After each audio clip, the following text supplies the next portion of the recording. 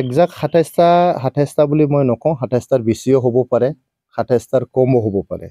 য'ত আমাৰ UPPLৰ প্ৰেজেঞ্চ আছে, এইটো সকলো ৰাজনৈতিক দলৰ অধিকাৰ আছে নিজৰ দলটো মজবুত কৰা, নিজৰ দলটো এক্সপাণ্ড কৰা, নিজৰ দলটো মানে অসমত বুলি নহয়, আমিতো অসমৰ বাহিৰত মণিপুৰত বহুত ডিমাণ্ড চলি আছে UPPLক লৈ যোৱাৰ কাৰণে।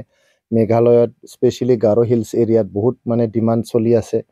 আৰু তেনেকুৱা মানে নৰ্থ ইষ্টৰ বিভিন্ন ষ্টেটত UPPL মানে গঠন কৰিব বুলি বহুত ডিমাণ্ড কৰি থাকে। ৰিটাৰ্ণভাৱে তেখেতসকলে ৰিকুৱেষ্ট কৰে, কয় আমিও আমাৰ ৰাজ্যত মানে UPPL বনাব খোজোঁ বুলি। তো আমি এক্সপানশ্যন কৰা নাছিলোঁ আগতে। আমি BTR অঞ্চলৰ ৰাইজক সেৱা কৰোঁতে আমি নিজকে মনোনিৱেশ কৰিছিলোঁ। বেছিকৈ আমি জোৰ দিছিলোঁ।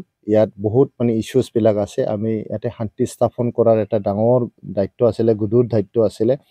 সকলো জাতি জনগোষ্ঠীক ন্যায় দিয়াৰ এটা গধুৰ দায়িত্ব আছিলে।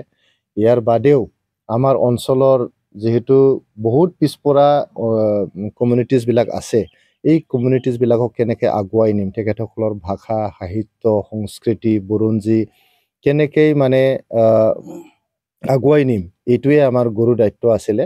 গতিকে যিহেতু এতিয়া আমি অলপ সময় পাইছোঁ, অপজিশ্যনত থাকি অলপ সময় পাইছোঁ, আমাৰ দলটো অসমৰ ভিতৰত আৰু অসমৰ বাহিৰত কেনেকৈ আমি এক্সপাণ্ড কৰিব পাৰোঁ, ইয়াৰ ওপৰত আমি এইবাৰ ফ'কাছ কৰিম।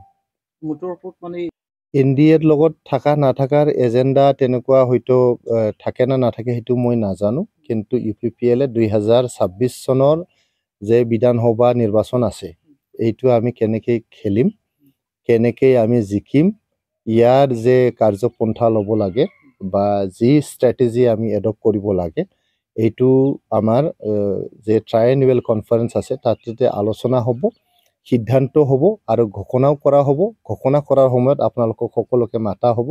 তো আপোনালোককে আমি প্ৰথম জনাই দিম আৰু আপোনালোকৰ মাধ্যমেদি আমি ৰাইজক জনোৱাৰ যে কাম এইটো আমি কৰিম।